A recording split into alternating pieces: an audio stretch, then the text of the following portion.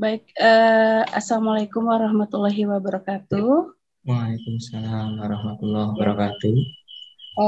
Terima kasih atas kesempatannya kepada Ibu Moderator.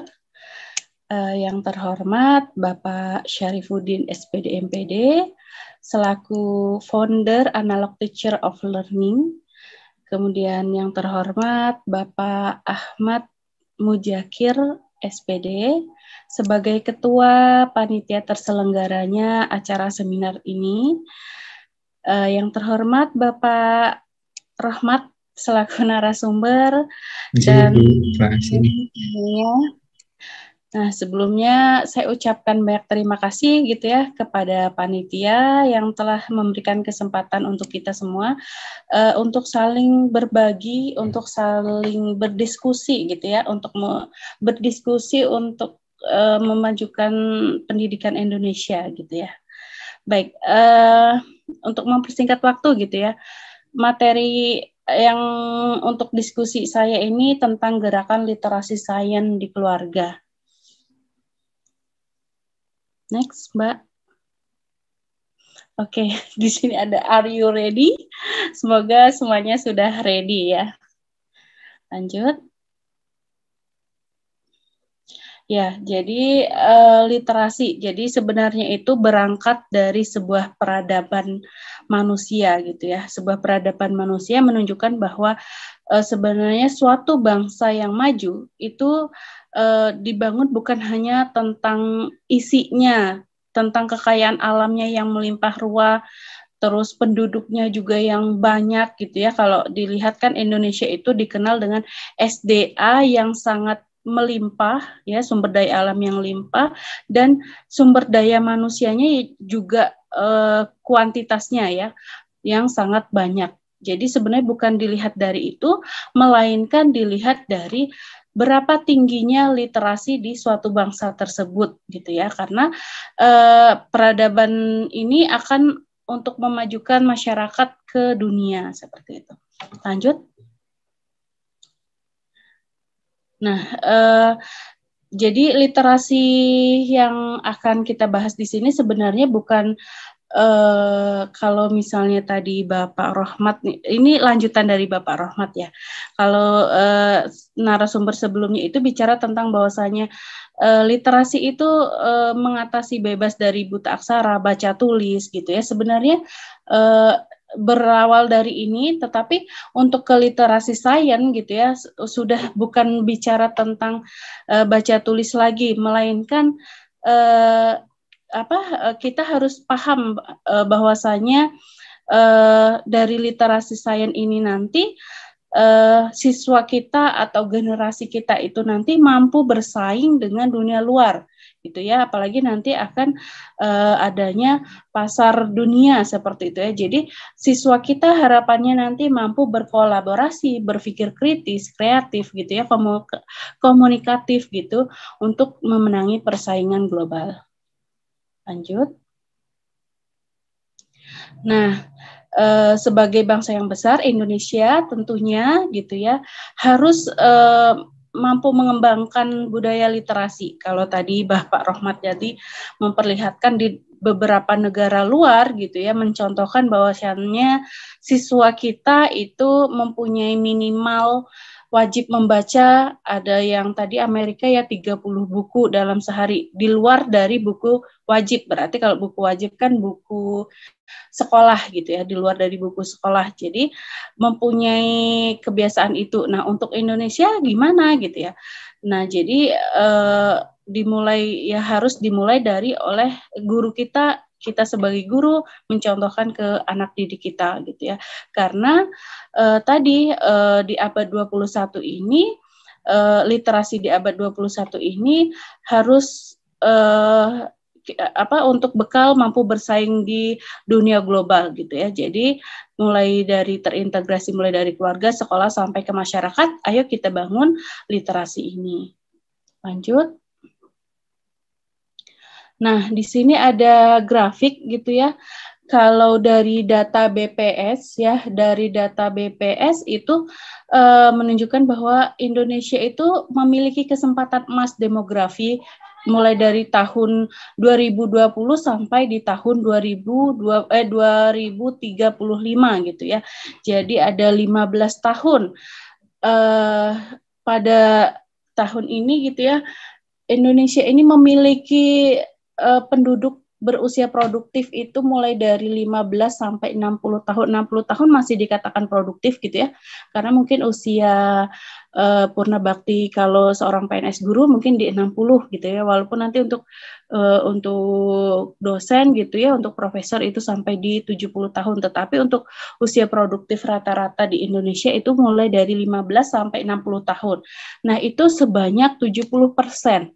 Nah, dari total keseluruhannya 70% dari total penduduk yang ada di Indonesia. Nah, bonus kesempatan emas demografi ini sebenarnya menjadikan sebuah keuntungan gitu ya bagi kita negara Indonesia jika gitu ya, ada syaratnya. Jika usia produktif ini tadi memiliki sebuah literasi yang sangat baik, literasi sains yang baik. Namun kebalikannya, jika penduduk yang usia produktif 15 sampai 60 tahun ini tidak memiliki pembekalan literasi sains yang baik, ya maka akan menjadi beban saja gitu. Jadi kesempatan emas ini justru menjadi sebuah bencana mungkin bagi Indonesia kayak gitu. Lanjut. Nah, ini pengertian dari literasi sains gitu ya. Kalau tadi di awal saya menjelaskan kenapa harus literasi sains, karena literasi sains itu bukan hanya untuk orang IPA saja. Oh, Bu Reni IPA nih jurusannya, wajar gitu sains ya. Bukan hanya bicara tentang IPA saja, melainkan bicara untuk tentang sosial juga keseluruhannya juga.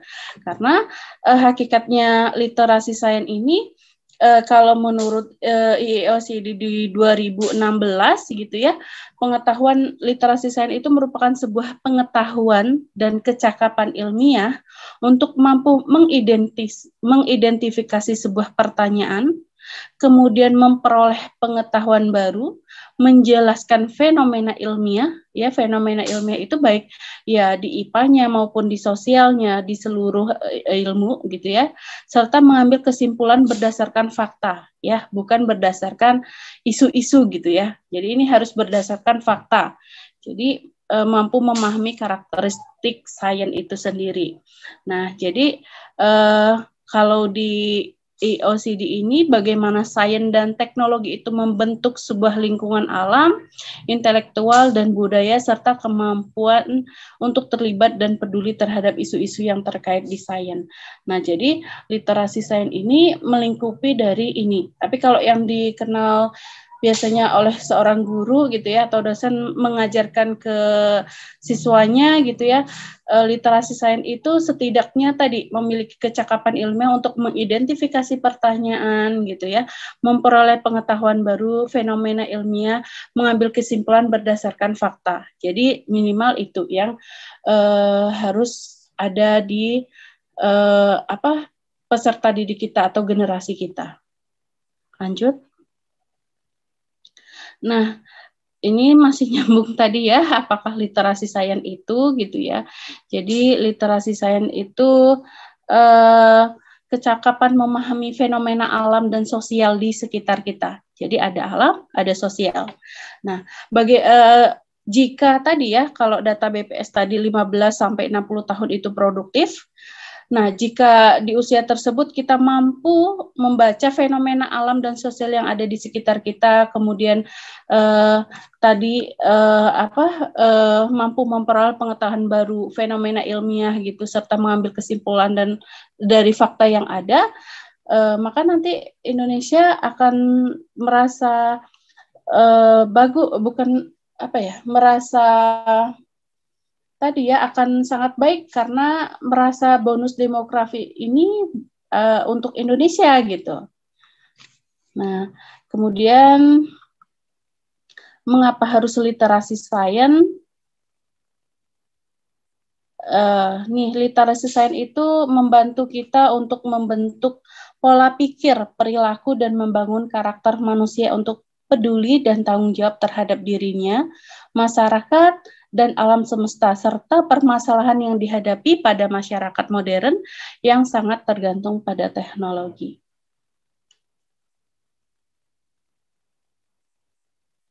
Nah, keberadaan literasi sains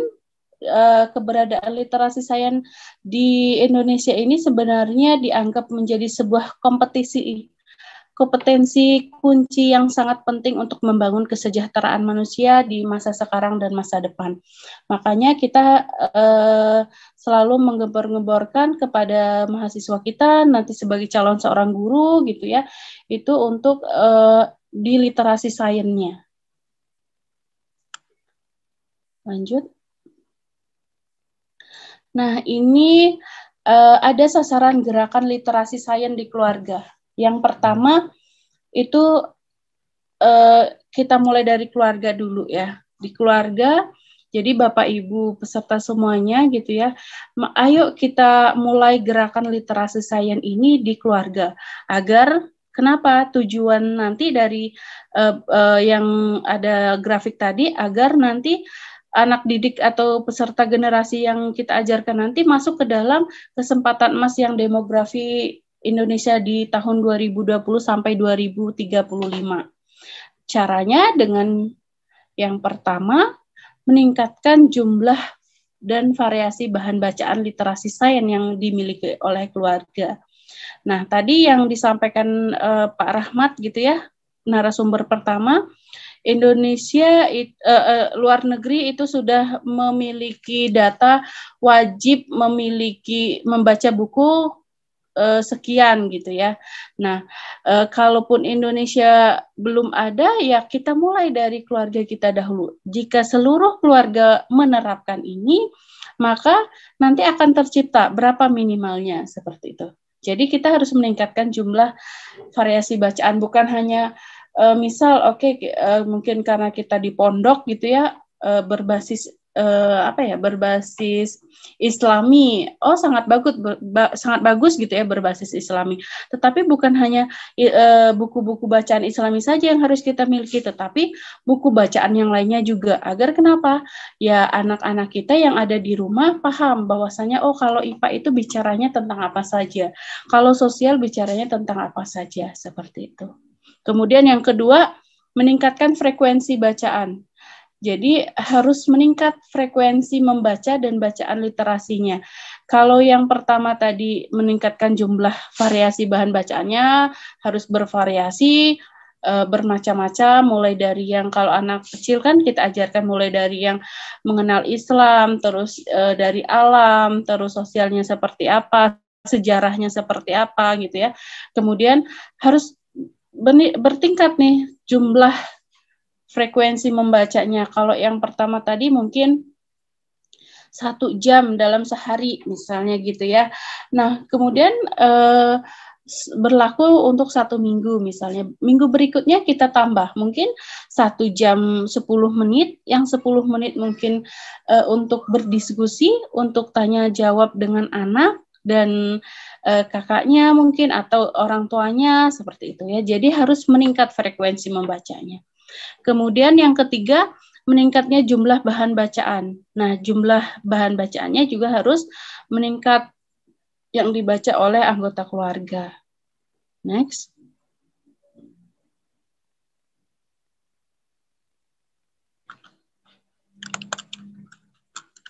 Lanjut.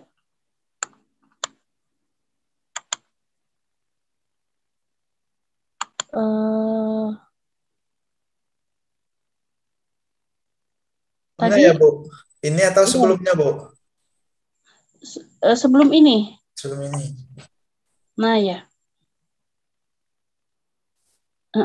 Nah, kemudian kita harus meningkatnya frekuensi kesempatan anak mengaplikasikan sains dalam kehidupan sehari-hari bersama keluarga. Nah, ini sangat penting. Jadi setelah tadi anak kita harus meningkat jumlah membacanya, frekuensi membacanya meningkat, macam-macam bukunya juga bertambah, bervariasi. Nah, berikutnya juga harus mengaplikasikan, jangan lupa gitu ya. Selama ini mungkin mungkin kita membaca, mengetahui sudah cukup, tetapi pengaplikasiannya belum. Nah, jika di keluarga kita belum sampai ke sana, ayo kita ajak anak-anak kita gitu ya, mulai mengaplikasikan sains yang sudah dipelajari. Kalau di anak-anak PAUD gitu ya, misalnya dari warna kenapa muncul warna pink misalnya, warna pink itu muncul karena ada warna merah dan putih, setelah dicampur muncullah warna pink. Atau kalau kita ajak keluar lagi gitu ya, misalnya kenapa ada ikan lele kok bisa mampu hidup di luar air, misal hidup di lumpur, sedangkan ikan nila atau ikan mas kok tidak bisa. Nah, kita ajarin, jadi apa yang sudah dibaca diaplikasikan. Maka nanti akan mengajak anak-anak kita untuk berpikir kritis. Gitu. Untuk kemudian yang berikutnya, meningkatkan jumlah pelatihan literasi sains aplikatif yang berdampak pada keluarga. Nah, biasanya untuk meningkatkan jumlah pelatihan ini kita memfasilitasi anak untuk bergabung bersama grup-grup literasi sains. Nanti kalau ada sebuah ajang atau sebuah perlombaan gitu ya, kita support anak kita untuk ikut dalam acara tersebut gitu ya, walaupun tujuan utamanya bukan menang atau juaranya, tetapi bagaimana anak kita tadi mampu bersaing atau di literasi sainsnya gitu. Nah, kemudian yang terakhir ini meningkatkan jumlah permainan edukatif. Nah, ini kalau untuk di usia PAUD gitu ya, untuk usia balita gitu ya, jadi meningkatkan jumlah permainan edukatif berbasis literasi. Jadi seorang ibu atau seorang ayah di dalam keluarga gitu ya, harus mampu memilah-milah mana permainan yang edukatif yang mampu meningkatkan meningkatkan mulai dari psikomotoriknya, mulai dari pengetahuannya gitu ya, sehingga membentuk sebuah pengetahuan literasi sains tadi, bukan hanya permainan yang ya sudah main sudah selesai, tidak gitu ya. Kalau sekarang dunianya digital, ya ayo kita cari sebuah aplikasi yang memang mengarahkan anak kita tadi ke sebuah permasalahan di literasi sains gitu. Jadi bukan hanya permainan yang akhirnya nonton di gadget, buka aplikasi YouTube, kemudian aplikasinya nggak karuan gitu ya, lagu sana sini, kemudian TikTok dan sebagainya, gerakan-gerakan dan sebagainya, bukan itu, tetapi kita arahkan dengan sebuah permainan edukatif gitu. Lanjut. Nah, di sini ada strategi gerakan literasi sains di keluarga. Nah, jadi literasi sains di keluarga itu bertujuan untuk memperlengkapi setiap anggota keluarga sehingga bergairah untuk menerapkan kecakapan sains dalam kehidupan sehari-hari. Nah, yang pertama, bentuk-bentuk kebiasaan yang dilakukan secara konsisten dalam keluarga. Jadi agar sebuah gerakan literasi sains di keluarga itu dapat berjalan gitu ya, kita harus membentuk sebuah kebiasaan dulu, kebiasaan yang konsisten. Misalnya nih, di malam hari mungkin belajarnya itu belajar membaca atau belajar untuk materi berikutnya saat di sekolah. Nah, mungkin dimulai dari yang rendah dulu gitu ya, mungkin 1 minggu di hari weekend gitu ya harus membaca, kemudian mengaplikasikan apa yang sudah dibaca. Konsisten seperti itu terus, walaupun hanya seminggu sekali di weekend, tetapi itu terasa gitu ya, konsisten tiap minggu seperti itu. Sedikit tetapi dia kena kayak gitu. Nah, kemudian kebiasaan yang kedua, strategi kedua yaitu penguatan keterampilan orang tua, baik asisten rumah tangga dan lain-lainnya dalam penerapan kecakapan sains. Nah, jadi selain kita membentuk anak kita juga harus ada keterampilan dari orang tuanya, dari orang tua, asisten rumah tangganya gitu ya, atau kakak-kakaknya gitu. Untuk apa tadi penerapan kecakapan sains. Jadi dalam kecakapan obrolan di dalam rumah gitu ya, itu harus menerapkan kecakapan sains gitu ya. Jadi kalau misalnya ada sebuah permasalahan gitu ya, ya kita atasi dengan sainsnya seperti apa kayak gitu. Misalnya ada isu-isu sosial yang hangat apa gitu ya, kita pecahkan kalau memang dengan yang faktanya, kita cari kebenarannya benar atau tidaknya isu tersebut dan lain sebagainya. Kemudian yang terakhir, tersedianya sumber-sumber pendukung yang menunjang baik pembiasaan maupun keterampilan sains. Nah, jadi di dalam keluarga juga harus punya sumber-sumber pendukung yang menunjang. Jadi kalau ada sebuah permasalahan yang misalnya memang tidak dapat terselesaikan, harus ada sumber-sumber pendukung penunjang yang lainnya. Misalnya nanti ditanyakan ke beberapa yang lebih mumpuni gitu ya, kemudian dicari lagi penunjangnya di buku dan sebagainya gitu. Sehingga suatu PR yang belum terselesaikan ini tadi langsung terselesaikan gitu, tidak ada PR lagi karena semuanya sudah tuntas seperti itu. Lanjut.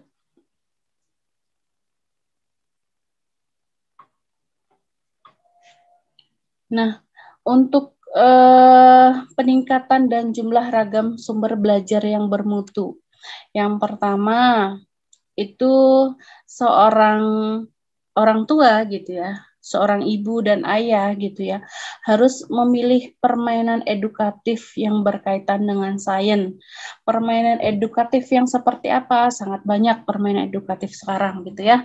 Jadi kita tinggal pilih dulu mana yang memang mendidik anak kita gitu ya. Kalau mau dunia digital juga banyak juga aplikasi-aplikasi yang edukatif gitu ya. Jadi kita harus benar-benar menseleksi. Jangan sampai ada aplikasi di handphone anak kita yang memang aplikasi yang tidak senonoh gitu. Jadi harus benar-benar dipandu menggunakan aplikasinya, menggunakan gadgetnya itu untuk apa gitu ya. Lanjut. Nah, yang kedua, tersedianya film-film yang berkaitan dengan literasi sains.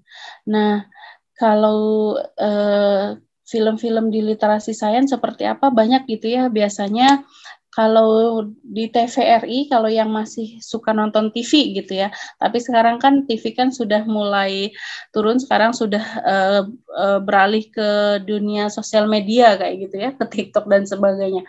Nah, kita hidupkan di film-film yang berkaitan dengan literasi sains. Di TVRI itu, TV-nya itu banyak yang edukatif gitu ya, mendidik anak-anak kita tentang keliterasi gitu ya, banyak matematika, dongeng dan sebagainya. Kita hidupkan, kita kasih film-film tersebut ke anak kita gitu ya. Terus kalau misalnya sudah tidak misalnya bosan di TV, ya nggak apa-apa, kita buka gadgetnya, buka handphonenya, tetapi kita arahkan untuk yang berkaitan dengan literasi sains tadi. Kita kenalkan bahwasanya film-film yang berkualitas adalah film-film yang edukatif gitu. Lanjut. Nah, yang ketiga, tersedianya bahan dan instruksi untuk membuat alat peraga sains yang mudah dikerjakan. Nah, di rumah kalau mulai dari PAUD gitu ya, di PAUD itu biasanya sudah mulai ada PR-PR tentang literasi sains. Nah, membuat sebuah peraga, misalnya apa ya? Misalnya warna tadi, sebuah warna tadi mengapa bisa menghasilkan warna X dan sebagainya gitu ya. Terus misalnya apa yang lainnya yang memang menjadi sebuah PR. Nah, itu kita bantu anak kita gitu ya, kita bantu anak kita untuk membuat alat peraga tersebut. Jika memang misalnya anak kita sudah besar, ya kita bantu mencari alat peraga yang lainnya. Biasanya di sekolah gitu ya, biasanya akan ada tugas-tugas.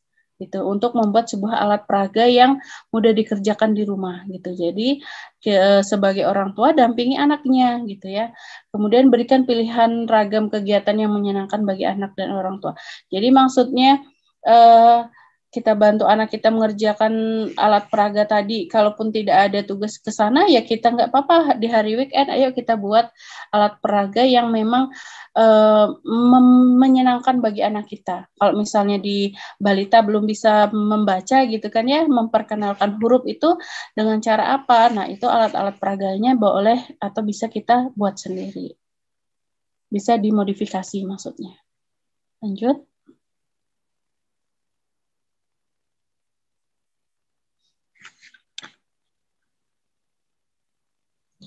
Nah, kemudian yang keempat, memetakan potensi lingkungan sekitar dan daerah yang dapat digunakan sebagai sumber belajar. Lingkungan sekitar tempat tinggal, maksudnya memetakan potensi lingkungan sekitar. Terkadang tanpa kita sadari di lingkungan sekitar kita itu, gitu ya, terdapat sebuah sumber belajar yang memang mengasihkan, gitu ya. Jadi misalnya di dekat rumah kita, tidak jauh dari rumah kita ada misalnya air terjun. Kita ajak anak kita rekreasi ke air terjun. Terus kita petakan bahwasanya kenapa air itu turun, terus misalnya arusnya seperti apa gitu ya. Kita kaitkan dengan materi seperti itu. Kemudian kita lihat, oh di sekitar air terjun itu tumbuhan apa saja.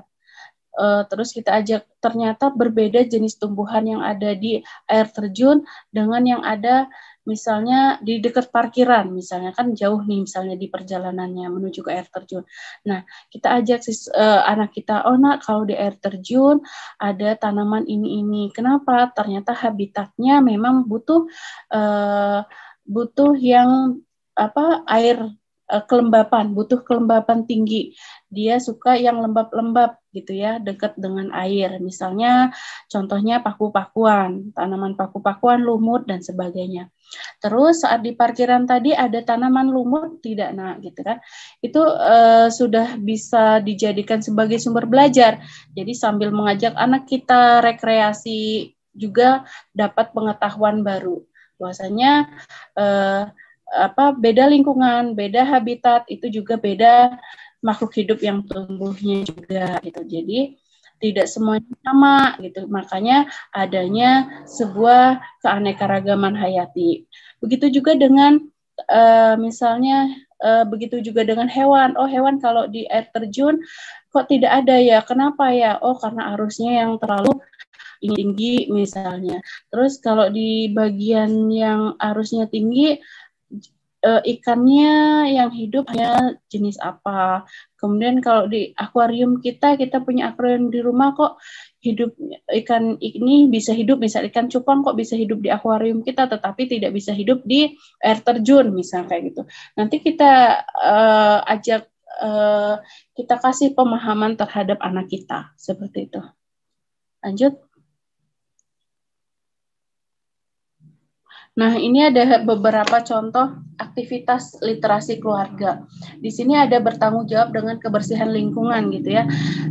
Kita ajak anak kita membuang sampah pada tempatnya. Kemudian lanjut lagi.